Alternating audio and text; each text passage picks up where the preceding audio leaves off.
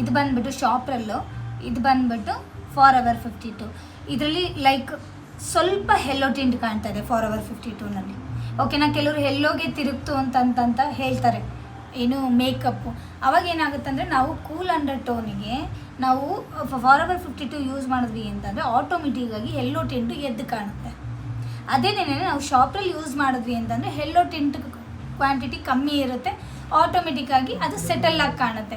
ಹಾಗಾಗಿ ನಾವು ಡಿಸೈಡ್ ಮಾಡಬೇಕು ಲೈಕ್ ಅದು ವಾರ್ಮ್ ಅಂಡರ್ ಟೋನಾ ಕೂಲ್ ಅಂಡರ್ ಟೋನಾ ಅಂತ ಹೇಳಿಬಿಟ್ಟು. ಓಕೆನಾ, ಹೆಲ್ಲೋ ಟಿಂಟ್ ಕ್ಲೈಂಟ್ಗೆ ಕೆಲವ್ರಿಗೆ ಹೆಲ್ಲೋ ಟಿಂಟ್ ಇರುತ್ತೆ ಮುಖದಲ್ಲಿ, ಅವ್ರಿಗೆ ನೀವು ಫಾರೆವರ್ 52 ಯೂಸ್ ಮಾಡಿದ್ವಿ ಅಂತಂದರೆ ಹೆಲ್ಲೋ ಟಿಂಟು ಎದ್ದು ಕಾಣುತ್ತೆ.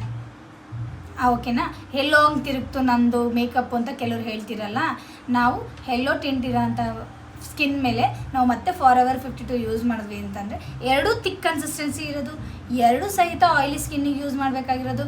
But it's all depends on warm undertone cool undertone, ಯಾವುದು ಇದರೊಳಗಡೆ ಯಾವ ಕಂಟೆಂಟ್ ಇದೆ ಅನ್ನೋದ್ರ ಮೇಲೆ ನಾವು ಫೌಂಡೇಶನ್ನು ಸಹಿತ ಸೆಲೆಕ್ಟ್ ಮಾಡಬೇಕಾಗುತ್ತೆ ಅಷ್ಟೇ.